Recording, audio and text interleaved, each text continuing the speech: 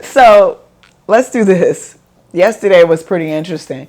We talked about the idea of venue owners not giving a damn about your musical selection as it pertains to DJs. Let's kind of expound on that because I don't want you to believe that every owner, because some people are going to assume that I'm talking about every owner, and that most certainly isn't the case. I'm from Chicago. I'm from from a DJ standpoint. I got my DJ gears turning in an area that was artful and underground and diverse. An area called Wicker Park, basically. From that standpoint, there were quite a few very niche small businesses, niche hospitality driven bars, restaurants, and lounges particularly, that were fashioning their operations or their themes for their venues around the idea of loungy vibes and underground music, and music that was teetering on popularity but not so popular. These venues particularly put a lot of thought in the food and beverage program, put a lot of thought in the interior design, to the point that people just wanted to be in them because they were cool. In my opinion, when you dare to create such niche concepts, you put yourself in a position whereas the DJs who are coming in get an opportunity to create a very artful vibe. I don't want for the public to assume, because we're at this space where it's like, oh, if you're a DJ, you must only play hits. No. It's not to say that hits aren't incorporated, but if you look at the broad palette of DJs, there are Motown nights, there are most certainly New York underground hip hop nights. I'm starting one myself.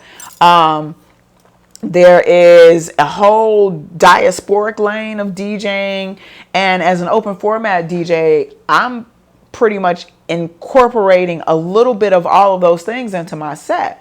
So my challenge here in Atlanta at this point is finding venues that are specific enough to want to vibe and want to taste make,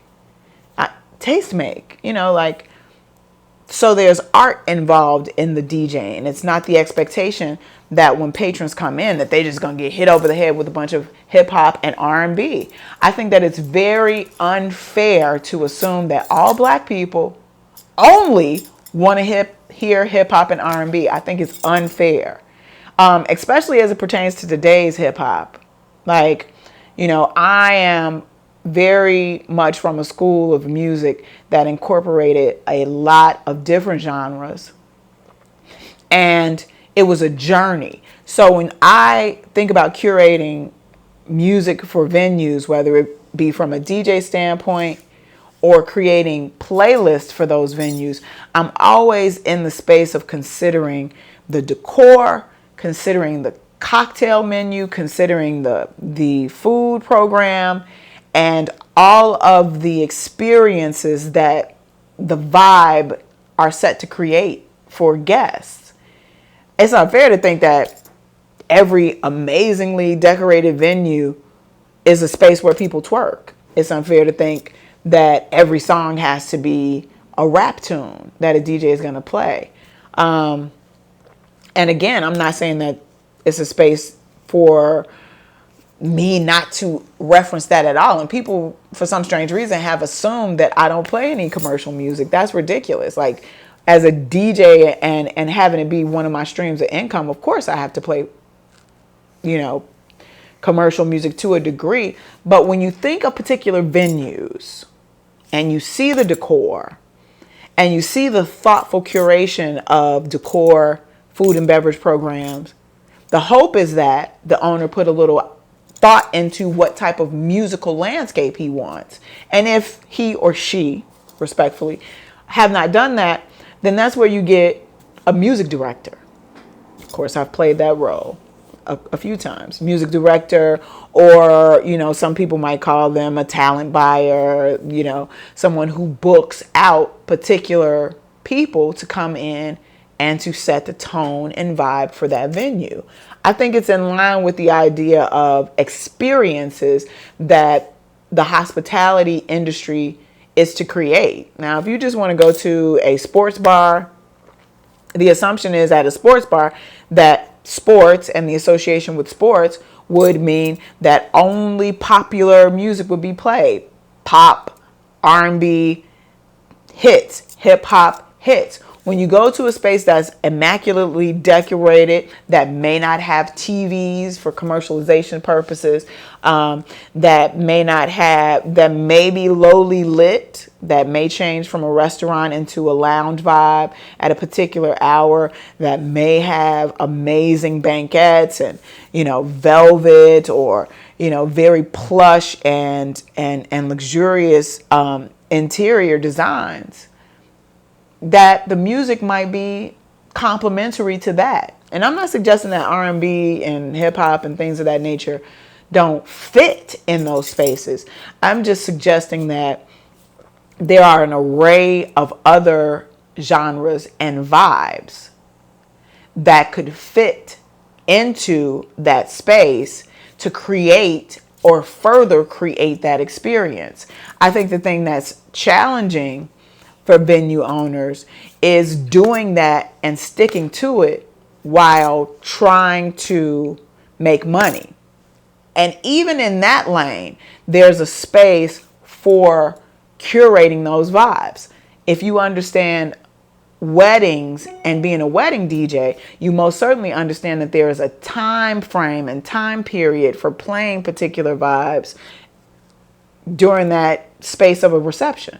It's almost the same thing. That's what a hospitality driven or hospitality minded music programmer or music stylist would, in essence, factor in.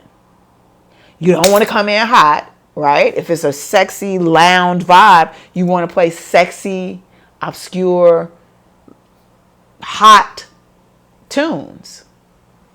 Does that make sense?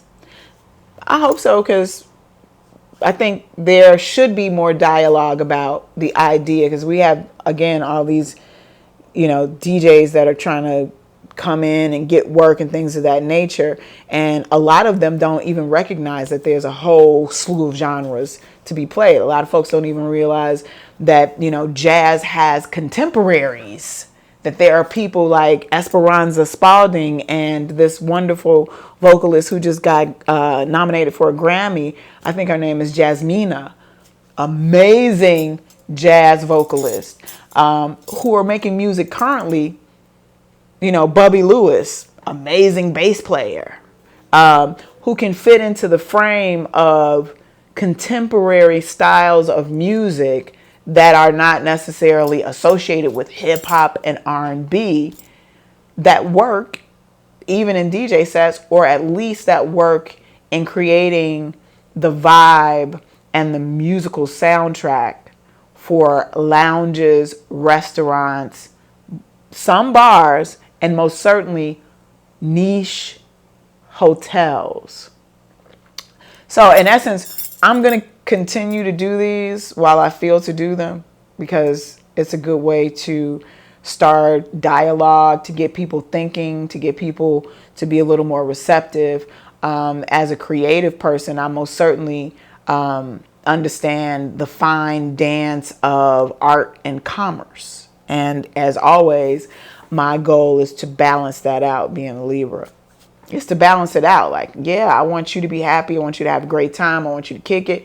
I want you to leave feeling energized and excited about the next time that you're going to visit and be a part of the experiences that I'm involved in. I also, though, want you to learn of new music and new genres and new twists and takes on different songs and artists. So I want you to pull out your Shazam and be like, man, what was that song? Oh my God, I never heard it before. Wow. This is a full experience. It is a multi-sensory experience. That's what I understand hospitality minded curations of food and beverage programs as well as music programs to consist of. There's a interior designer and an architect involved in creating and building out these venues and these spaces. There is also a mind behind the food program and the beverage program and the music program that create that space, that give people the idea that once they come into the venue, that they're going to be taken away from what they know and given an experience. That's what experience in the hospitality industry means to me. Oh my God, I went to this space. It was so great. I didn't know any of the music, but when I got there and I saw how everything was set up and all the little intricate details and lighting, and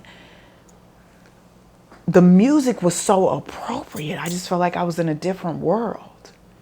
That's the idea of an experience in music curation and programming that I love to be a part of, that I live to be a part of, is that creation. And it's where I'm challenged here in Atlanta. So that's one take. I'll be back later.